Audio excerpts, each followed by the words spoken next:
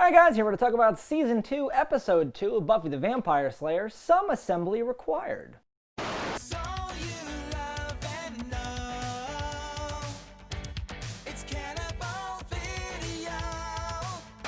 Assembly required indeed. Yes. So this episode obviously starts off in the best way possible. My name is spoken. I'm the vampire she's like, come on, Stefan, better late than never, or some shit like that. I think I didn't hear that or didn't know that. Okay, so this is your favorite This one's episode called of the out whole to me season. as a kid, because I never hear my name in anything, No. so I was like, whoa! Come on, Stefan, rise and shine. Only Steve Urkel's alter ego. That's Stefan. That's what everyone calls you. Yeah, well, I hear it enough. So that's where this one starts off, and then graveyard, Angel makes an appearance. They have a little bit of fight. This is the first time they kind of reference the age difference between the two of them. What do you mean he's just a kid? Does that mean I'm just a kid too? Because you referenced it, and I was like, Yeah. why are you being such a creep? And now the show is like cramming it down my throat. They kind of are like, whatever. Like, it doesn't seem like it's that big of a deal. I feel like they are mentioning it because someone does think it's a big deal, and they want to like just head it. Do it. Angel kind of puts his fucking foot in his mouth here. He's like, Yeah. because he is jealous. Obviously, he's jealous of Xander. Yes. Should be. Because isn't? in the previous episode, we had a little sexy dance that was done she expressly gave to him- make Angel Yeah. jealous, and it worked. And it worked. But you have Angel going, jealous? I'm not jealous. He's just a kid. Are you jealous? Oh, Xander, please. He's just a kid. Yes. And like, he's like, just a kid. I'm the same age as him. In fact, he's 4 months older than me. That's the best line. It's like, wait, am I just a kid to you then too? Yeah. And then the whole audience 'Cause how goes could like, she not be? Wait, what? And this is the same complaint with like Twilight, where it's like, oh, young people in love and stuff, and it's like, he's hundreds of years old. This is creepy as fuck. I don't know about all that, but I do know. Like, I don't think it's any creepier than him being 30, because I think like you don't keep getting more of that, right? Well, so like, I think yes. I think you do. No, I mean, like okay. if you saw like that 98-year-old dude with Anna Nicole Smith, you're like, that's odd and creepy. Yeah, but I don't feel like. Is it because he doesn't look old? No, I feel Are like. you an ageist? No, I feel like Sexist? The creepiness here, that we're talking about is like, it's like creepy for Angel to be interested in this baby or whatever, right? Because he's so old or something like that. Yeah. But when people react like it's gross for Anna Nicole Smith, it's kind of like, oh, it's like gold digging and like a weird thing. Like no one's like, oh, he's taking advantage of like Anna Nicole Smith. It's the other way around. Right? Sure. So like that's what I'm like addressing. Is Okay, like, because there's not a financial gain or dramatic difference in their appearance.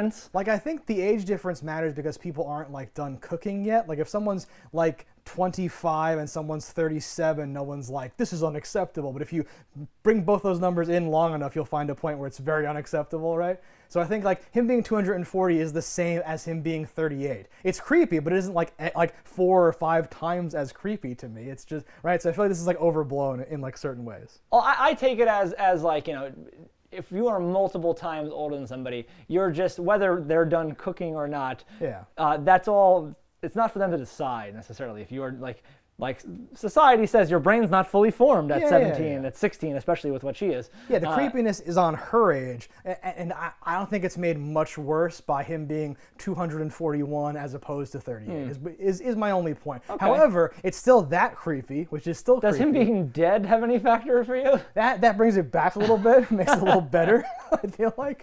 Yeah. But,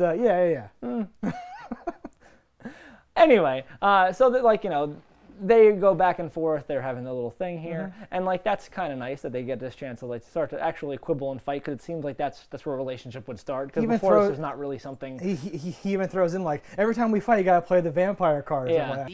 Whenever we fight, you always bring up the vampire. Well, I didn't come here to fight. And I'm like, every time you fight, oh yeah. And like I kind of get him right there, Yeah. because that's like anything else. That's essentially his race. You're somehow like, if I was like, oh Lee, you only want to fight because you're Irish, like that's not acceptable. Right. So why is it to call him out on being he's a vampire? fat, he looks flushed all the time, right? Yeah. And that's because I'm dead though. It's not because I'm Irish. But I love the phrase every time we fight, because now we've established a little like, rapport between them. Yes.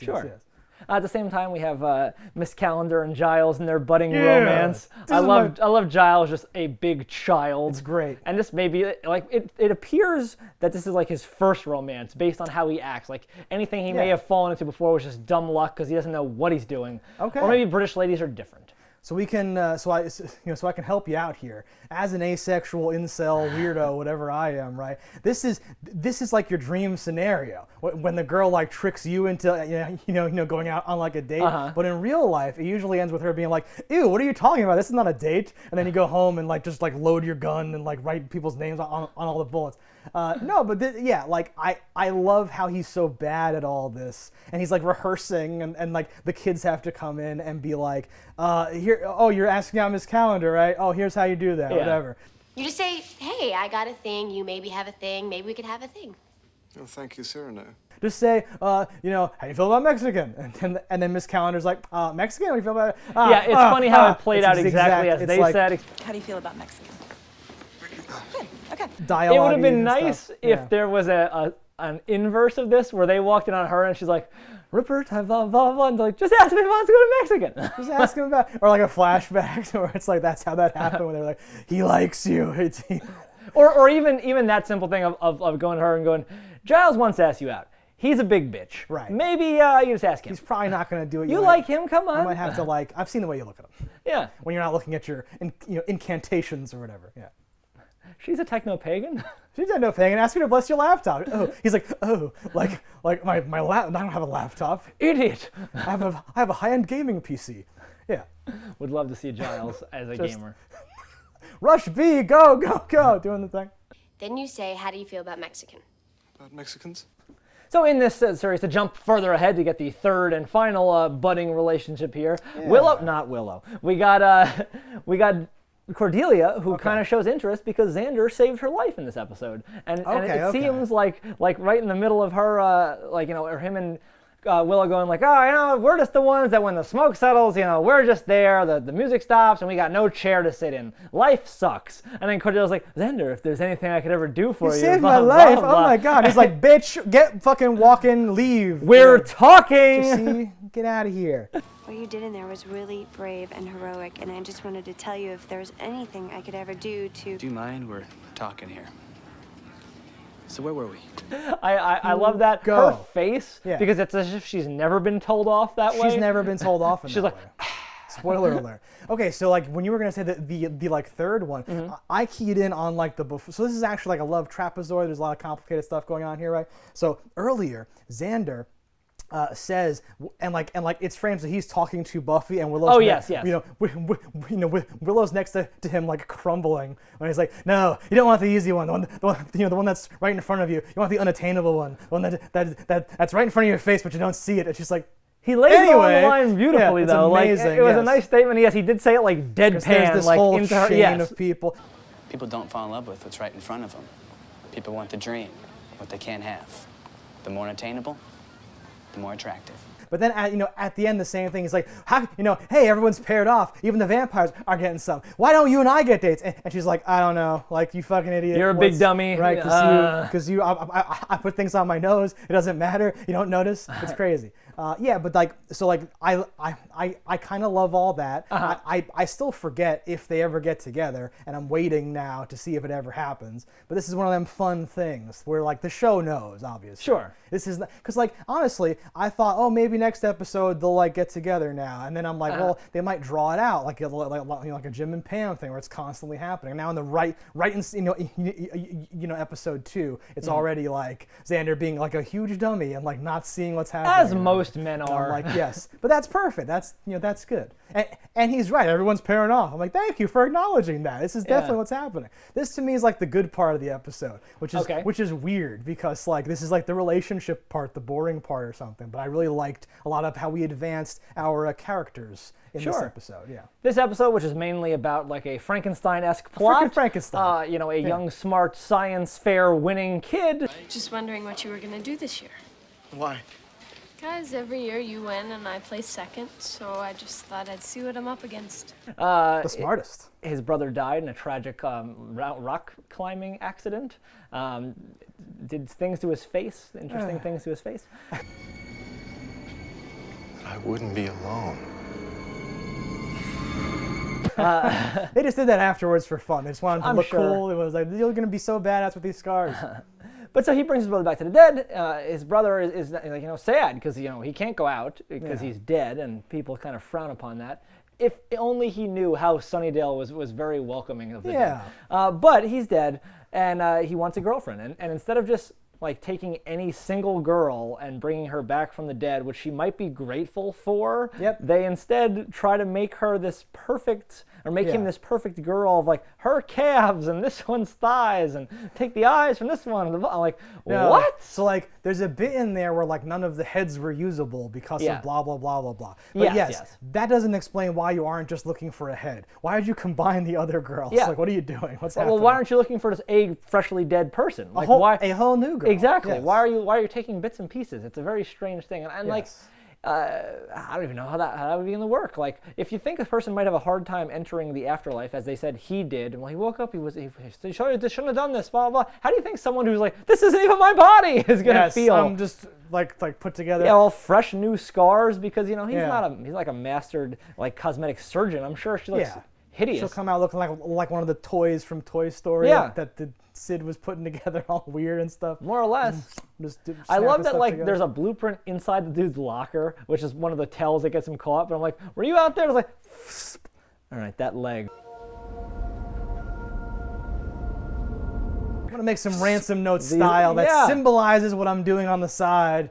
Oh my god, so weird. No, it's like weird and clunky. I liked the reveal of the brother being already back to life and that whole thing working in. But yeah, like the whole thing here, it's another like we have to have an excuse for her to fight and basically lose to like a big dumb dead guy, and then like win though because he's like, I want to die anyway, and then jumps onto a flaming thing. The way he jumps, so like he sees his bride of Frankenstein burning, and she's a headless corpse on a gurney, and he like runs over to it and like very awkwardly like lifts his leg over it, and he's like, no, and like slowly burns. I'm like, I don't know if you have nerve endings anymore. I don't know if you could feel pain. No. He probably could just walked her right through the fire and been fine. She actually wasn't alive or potentially ever going to be alive. She don't have a head, so that body's a wash. Yeah, I don't think that was appropriate. I mean, he was crazy, I guess. And then at the end, like the other boy's like, oh, this is a mess. And I'm like, your house is like on fire. They're gonna find your brother's like exhumed No, that was the corpse. Science. The old science wing at the school. Wherever they were, right?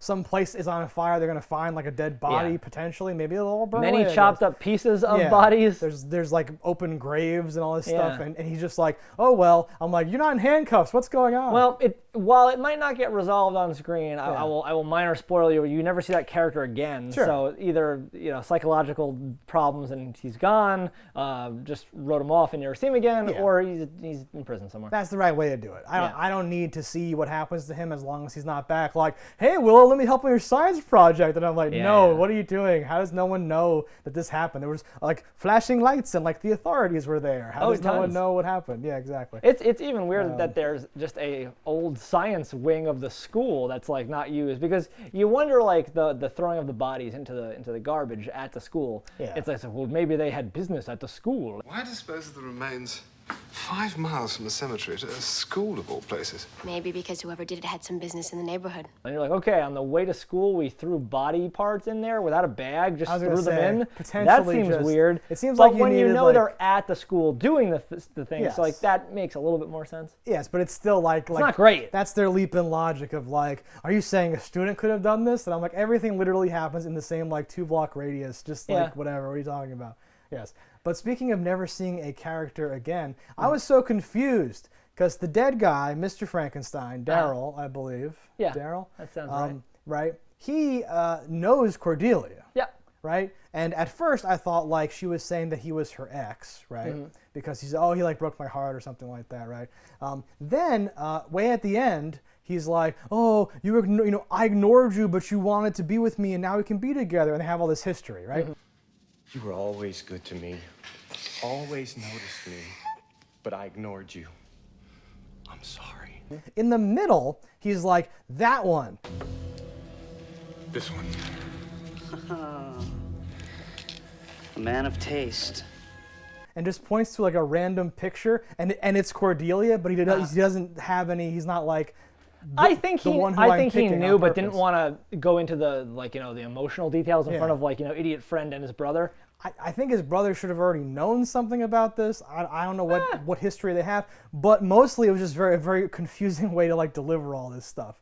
because Cordelia's supposed to have a connection to them, this family, to know about the tragedy, to know about like, oh, the mom's a mess, which is great, by the way. She's just watching like football film of like him. Oh, there's 4 touchdowns in one game this time. I wondered about those. Yeah. Like, did they just find a team that has the same colors? Because like it's not super clear. Oh. So I was like, did they actually go and film all this? Because that seems like a lot for such a little bit. And maybe they did. There's a game later, but you can tell they're faking that they have like 10 people in the crowd and like filming over people's wanted shoulders. That part. I remember the first time I watched it, when you see the brother in the under the bleachers, his shirt looks vaguely the same color as the uniforms, and I wanted him to be in the uniform because he's longingly watching the game. Yes. And I wanted him to put the helmet on so you wouldn't see his face, and I wanted him to like do something on the field and then run off and just grab Cordelia from cheering and just run away, and just like, and that would be how he grabbed her. Like a whole It scheme. didn't work out that way. Instead, he just gets her while she's getting a cup of water. I love that Buffy finds her fucking pom-pom. She's like, Cordelia was here. Foul play. It must have been that. I'm like, pom-pom at a football game. Foul, it's hers. He was here, Chris. Where did he take her? No, I like him under the bleachers being like triggered by seeing the. Oh, I remember. And this, I do feel bad for him. It was cool. He tragically died at like. I forget what year they say he died. At the very earliest, or latest 18, because he was going to be 19 next week or something is what they said. Okay. And he died earlier than whatever. Yeah, I did the math on the gravestone, but I forget. I think it was 18 years, but that's And potentially this would have been Cordelia crushing on him when she was a freshman, and he would have been maybe a senior then. So. A similar problematic relationship. No. Well, I always had a problem with that when I was in high school. I always thought that was like, that's a little weird, no? Sure. Remember freshman year where you're like, everyone's like these like little people. Yes. And then like you look at some seniors, we're like, is that a teacher? Is that like, who's that? He's got a full beard. Yeah. He owns a car. Well, we had some kids with full beards like in middle school. Wow. And I remember it being always fun. Because of all the hormones in the milk now. If you were on this wing of the school and someone's on that wing and you like go on an off period to art because the teacher sends you to get like, oh, I need reams of paper or something. You see someone, you're like, is that the teacher or is that a kid? What are they feeding these people? You talk to the teacher instead of the kid. Yeah. You're like, what? You're so confused. What? But yeah, but I always thought it was kind of creepy when you see like not that it's a crazy age difference, but it is a legal difference. Yeah. When you're like, you're 18, you're 14, maybe 13, depending on your birthday. That's very cringy. It is. It's mostly about the power. But I love differential. that's cringy. Yeah. But 241 and 16. No. 241's as cringy. I'm saying that. It's no more. Cringy. It doesn't get multiplied. Okay. Right? Plus, like my creep factor comes from like the age of like the like under, whatever person. So 13's creepier than Buffy's like whatever she is, 16, 17 now, right? Uh-huh. So like that's already much creepier to me, right? But like any 16-year-old dating anyone who's over like 19 or 20 is like creepy. Sure. And if we find out later, Angel's rich, I'd be like more. It's like okay, it's very creepy now because he should have all these resources and all these things. But he's been having a tough time. He's probably stunted and weird. I'm not sure how old he was when he was turned either. But he hasn't had like a normal part of the reason why you have the power differential is because you have a life. You get I'm paying rent. I have a credit card. My apartment. Look at me signing this contract legally and renting a car. Like society does these things to you. If he's eating rats in the sewer for 200 years, or like murdering people for a while, and then eventually eating rats in the sewer, I don't even know if he's matured the way that we would say is like a problem or whatever. But it's definitely creepy, but it's not 241 years worth of I'm not going to say it's like off the chart. It's a very nuanced point, but I think it's important. There's a part it's going to keep coming up. I can't remember what Xander says exactly, but it's something like, actually that turns me on about like someone like slapping him or calling him trash or something. And then Buffy looks at him with disgust and goes like, I fear you. You disgust me. Right? You might want to leave off the idiot part. Being called an idiot tends to take people out of the dating mood. It actually kind of turns me on.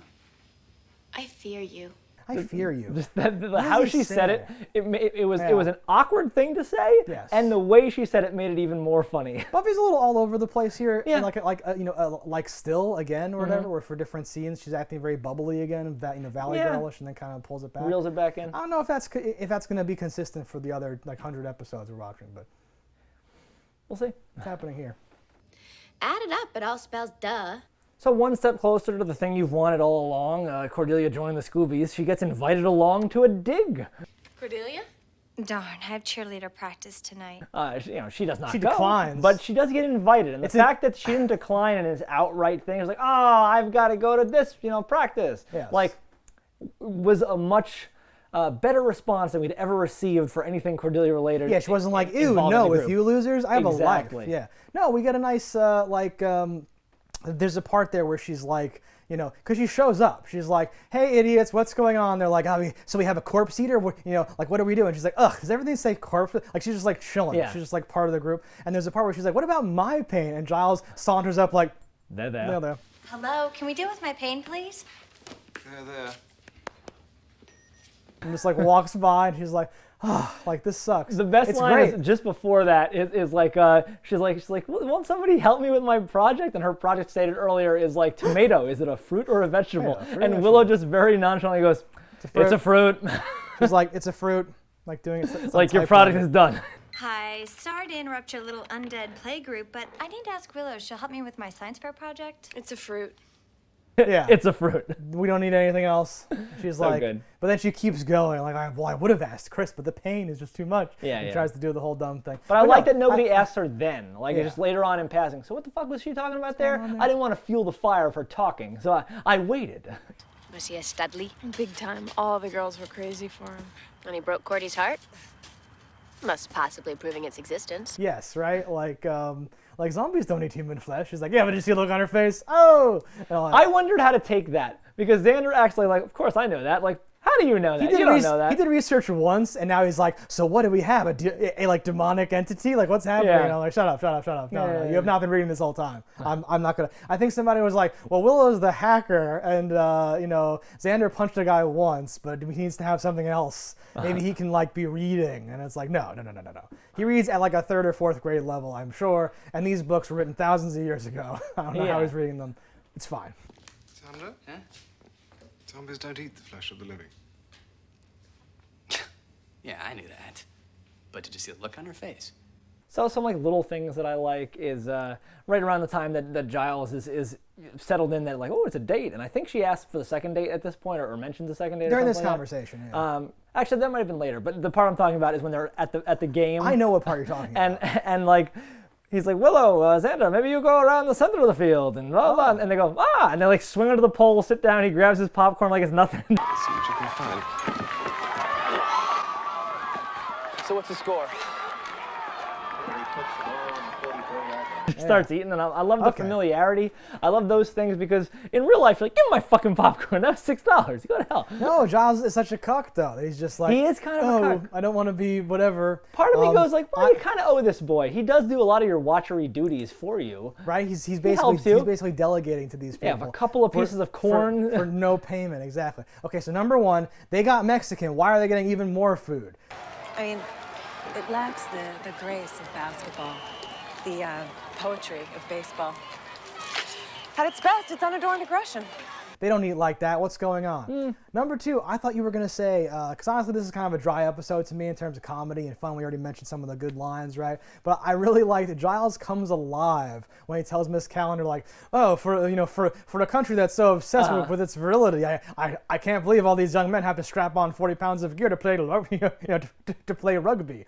And she's like, what are you doing? You're ruining the date. No, I just think it's rather odd that a nation that prides itself on its virility should feel compelled to strap on 40 pounds of protective gear just in order to play rugby. And he's like, oh, date. Yeah. And then later when they're like having like trauma coffee with the flashing lights, like it's the end of Die Hard or something, and I think she may have a blanket on her, I don't even know. It's like a very weirdly drafted scene, but she's like, oh, you're never going to be able to top this for your second date. And he goes, oh, second date? Yes. Oh, yeah.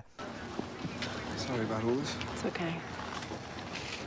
Although a good rule of thumb for a first date is don't do anything so exciting that it'll be hard to top on the second date. I just want them to smash, right? Before we, sorry. No worries. I think that she is doing something bad the whole time, or she dies to try to do something good. Because I don't remember her on this show. I feel like she's not going to last a long time. I'm not going to look at you to get spoilers from your facial expression, but I forgot this character entirely. I don't think she's in like later seasons. And I feel like she's either like a secret hidden witch trying to open a portal, or she's going to do something and die somehow, right, when she's trying to like save the day or whatever. Because we have to get rid of her somehow, especially if they become love interests. All right, we'll mark down Just Leah's mark predictions. down a prediction here. Prediction for like a 20-year-old show. So you had mentioned that the episode was a little dry for you. Yeah. I just want to mention a couple of things that I thought were funny and call them out. So we already know that Angel is jealous of Xander. Xander is no surprise been jealous of him the whole time. Yes. And when they meet at one part, he's like, Xander, Angel. Yes. Just like it's like that little thing. It's not like a joke, but it's something that's so funny. Like the testosterone. Xander. It had the Bruce Campbell energy. Yeah. Like okay, like whatever. Like you're there. I acknowledge your presence. That's it. Angel. Xander. Angel. Yeah, that whole conversation's super great. Like the looks when Cordelia's like, "I'm fragile and like I need help. Can you help me?" And Angel's like, he just like looks at like Buffy like, that's what? So funny because it's so like good. it's like, can you take me home? I'm still fragile. Can you take me? I'll drive, which means you're walking home from my house because I'm driving me home with you in the. They don't fly, but they run fast. They run as fast as a normal person with no need to breathe. Yeah. That would actually be a super beneficial thing. How do they cool cool themselves down? Okay. They don't have a temperature. I mean, generating. This is why none of these things work. Doing stuff generates heat. Sure. Dissipates immediately from your dead flesh. It's like being a heat sink. There's another funny part where Buffy, as the strongest one in the group, is not digging. She's sitting there chatting with Willow while the men dig. Sorry, but I'm an old-fashioned gal. I was raised to believe that men dig up the corpses and that women have the babies. No, it was very weird. It was funny because they're having their little bonding conversation, Willow and Buffy. But yeah, she's essentially a superhero. She could probably easily dig that and not be any worse for later. It would cut to like just smoke and a shovel in a hand would come out and you'd be like just done. Yeah, and meanwhile Giles is gonna have noodle arms now. He has to try to flip through his books all like, oh, I'm cramping, right? And this is gonna ruin the whole thing. Pet peeve for me with all grave digging things in every movie ever is it's always that perfect square grave. Move over. And there's never like, where's the dirt that you were just digging? Furthermore, she fell into an open grave that was literally feet from where she was standing for potentially hours waiting for a vampire to rise. Yeah, well, she was bored. And she falls into it. And again, there's no pile of dirt. If you were stealing corpses, wouldn't you fill the grave back in? Because, hey, maybe not let people know you just stole a corpse. Obvious plot holes. This episode sucks. My frame of reference is usually Beetlejuice. Okay. Where that was like a fake set, so that's why it was so square. I'm like, that's what I usually think of during like stupid grave scenes. Yeah. But they're like almost always that exactly perfect square where I'm like, wow, fantastic. Yeah, it takes a really like, not I was gonna say ballsy, but I mean like a really like, a movie that takes a lot of care with everything to put a pile of dirt the size of the grave next to the grave because it looks ridiculous. It looks like how did two people dig that so fast? I don't know. Well, even if you think about vampires rising from the dirt, I'm like, okay, so like they're digging their way out every time. All right. Apparently. Some of them I feel like just like would be just puny vampires and couldn't get out of the grave. He was not as dirty as he needed to be. That is the thing in the Anne Rice vampire stuff. The like cool older vampires sit in the graveyard and like laugh at the ones too weak to like get out of their graves until they just desiccate and die and everything. It's like it's like a cultural thing where like it's survival of, It makes sense. That's like your first. That's like when the doctor spanks you and you like start to breathe. That's like your first thing, and if you can't overcome it, they just go like, oh, he's a dud. It's really the trouble of being rich because you're in a nice mahogany one. You're like, I can't get out. If you're in a little shit pine box, you're like, okay. The ornate thing or whatever. You can't like get through. There's too much satin. I can't get out of here. Talking about my girl, my girl. So two more funny things. I love Miss Calendar. Oh, Miss Calendar was my father's name. Yes. Call me Jenny. Miss Calendar was my father. And I'm like, great. Oh, you're like scientifically designed for me to fall in love with you. You're so cool. Miss Calendar. Oh, no, please, call me Jenny. Ms. Calendar's my father. Jenny, then. All right, next. Xander's best line might be when they're digging up that grave, and he's like, well, call me an optimist, but I'm hoping for gold doubloons. By the way, are we hoping to find a body or no body? Call me an optimist, but I'm hoping to find a fortune in gold doubloons. What do you expect to find in there? And he goes like, well, the no corpse means this and corpse means that. Like he has like a breakdown Giles does, right? Of like, well, it's bad either way. And then he chimes in with that whole thing of break that tension. Hoping for some treasure. Like Yeah. So I had 3 like kind of problems with the episode. 3 additional ones, because you've already mentioned a few. Those ones were just things I was saying. Yeah. These are actual things. These from, are my like, this particular grievances. episode. Okay. Angel appears at the very end. And he goes, "I saw a fire, so I thought of you." Or like I like that because she's known for like burning down a gym. But it's funny to be like, does he show up at every fire, assuming Buffy started it? I saw the fire. I figured you'd be here. Well, he was tailing Cordelia earlier. He's like, I thought you were Buffy. I'm like, how bad is your eyesight? You're supposed to be like super. What's going on? I wasn't sure it was you at first. I'm looking for Buffy. She's not a cheerleader anymore. Pay attention. Yeah, can't you smell her? Like, what's going on? Nah. They don't have the same color hair or build. There's a moment when Cordelia is getting abducted from when she's first getting her makeup done in like the locker room area, Yeah. and like that shrimp toast guy comes in like goes to grab her, Like sacks and her? like they're like doctors, like for all intents and purposes, they're like reanimating things, they're doing stuff. Yeah. So if ever you would think somebody would come up and be like inject somebody and walk them away, you'd think it would be the shrimpy guy, but Yeah. he tried to muscle her down. No, but our sure. invisible person fucking uses injectables. I was gonna lead you into that and be like, this show cannot handle like a fake syringe. That's ridiculous. No, they can, and they can make it float through the air and come and inject Buffy. I was like, what? I'm like, if Yeah. ever you had a reason for a doctor's bag, it was when your like doctor characters are doing Obvious something. miss. I think that was just a weird choice. Yeah. The third thing is not such a big like issue. It's more of a question. So like our Frankensteinian brother does appear to like live in the basement of the mom's house. Right. He's down there. The whole time. Like the washing machine is down there. Like the whole mom time. has to go down He's there the whole time. Right? It literally, because Buffy comes and like interrupts her while she's chain smoking and watching footage of her dead son, which is honestly that's awesome. Because usually we don't see the family members unless they're like hidden demons. It's even or nice just to something. have extra sets. Just something else Yeah. to like focus on, and her to be like, sorry hon, what? No, this is great. And be like, okay, you're like, I would have liked the like whiskey, like the scotch, glass too, or something, or some trashy thing. But it literally cuts, it like follows Buffy downstairs where the dude's just like, I'm lurking in this, it's like not a big, like there's no place. Because he's not doing anything down there. He must spend his whole day just literally hiding because he sitting. hears unnoise and he Yes. stops because that could be mom coming down to do a wash, a load of whites. Yes. I gotta back out of here, and she swings out the window. It makes no sense for him to be there because they have another facility which he could be ostensibly guarding during the day while they're at school.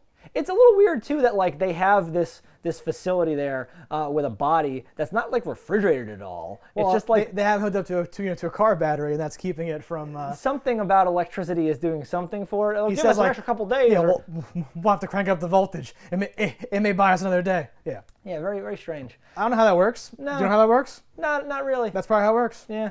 Keep it up there. While we're there, though, one of my favorite parts, because these are doctors, right? These are just boys. These are just young idiots. He's won science fairs. I was gonna say Willow's like, I can think of 5 or 6 people, and myself. And they're like, oh no, what are you doing? All right, Willow, promise you won't do it again, and Just we'll be nice. call it and even. We'll He said we'll jokingly. call it nothing. So, Will, come clean. Promise to never do it again, and we'll call it a night. He joked. Oh, he's really cringe sometimes, but I still like him. Sometimes his cringes are the best ones. Well, because he's doing it on purpose. It isn't like he's, whatever. Pretend I didn't say that. Some weird stuff like that. They're going to make her dinner? She's Italian? Yeah, no. During that thing, Buffy comes to like confront them before the awful fight scene. Like the one long-haired doctor, like whips a knife at her. Like I'm a ninja now. I can throw knives at you. And she goes, and like catches it and stuff. Yes. And it's like, that's cool and all. Buffy, help me! But weird that that's his, like, I got this, we're doing it. Like, Their fight was awkward too, in a sense, like where like when she hits him, he definitely feels the punch in an awkward way, and you look at me like, you're a giant man that's also undead. Yes. So I wonder what that does for your strength factor here. Because like they mentioned, like rigor mortis might have set him involved. I'm like, shouldn't rigor mortis set in regardless? Like, what does he eat? Like, what does this undead man do? It left me with a lot of questions. No, this is something like you could have done. Like that's why I'm saying dry or not as good or whatever. Like the only good parts about this, and luckily every episode will have some of this, I think. So we've like moved a little forward. We've done the musical chairs joke with Willow and Xander. We've done every Angel episode and has Buffy walking. some humor and We're slight doing a progression of thing. characters, so they're all worth watching. Yes. I enjoyed But a good amount of jokes in this one, so I'm totally fine with it. This episode is fine, but this is not one that I'm going to be It wouldn't be in my top Dude, 10. remember the Frankenstein one? It was amazing, right? Like you Yeah. could do cool stuff with that where he like eats the family dog and he's like, I don't know, it just needs to be, I just need to eat something, like, I don't know, like what he would eat, something, just something, there's nothing. Well, it's a momentous episode. It's the second time we bring someone back from the dead. Buffy. came back from the dead. Oh, I was gonna say, Angel came back from the dead. Well, those are undead. Yeah. I guess he might still be undead too. We don't know what he is, but there's no like again, like I'm not saying go back and do more, do less, skip this one. But yes, you'd have to have Giles be like, oh well, there's nothing in the books about crazy Frankenstein shit because that's not like the prophesized stuff. This is science, but it should still function similarly. I don't know, like we're not sure how this works. That's a cool concept. Would you have preferred if it was like he has the Grey's Anatomy book and blah blah blah, and then it's like a satanic book about resurrection? Well, he had some weird books, but no. Like, I would not have preferred that, but I would have preferred the acknowledgement of, like, Giles just throws the book over his shoulder. This ain't gonna help. This is some other shit. Buffy, fight him, I guess. I don't know, punch him? That's what you do? Right? Because, there should be some acknowledgement of, like, we are prepared for the supernatural, or, like, the cryptids, or the weird, but when it's people being horrible, it's extra scary. Yeah, like a weird science experiment. It's not something that's in the book. So he might have to be like, oh, it might be like I thought, well, if it was voodoo, this would work, but this is going to be useless because. And you just hear Giles says but just cut off his head. Cut off his head, I guess. Grave robbing. That's new. Interesting. I know you meant to say gross and disturbing. Yes, of course. A terrible thing. Must put a stop to it. Damn it. All right, guys, that was this episode of Buffy the Vampire Slayer. Let us know in the comments what you thought about it. Don't die in a fire, and we'll see you next week for Season 2, Episode 3. Hello, internets. I just love watching JustDaggers. If you've enjoyed this video as much as I have, click that subscribe button.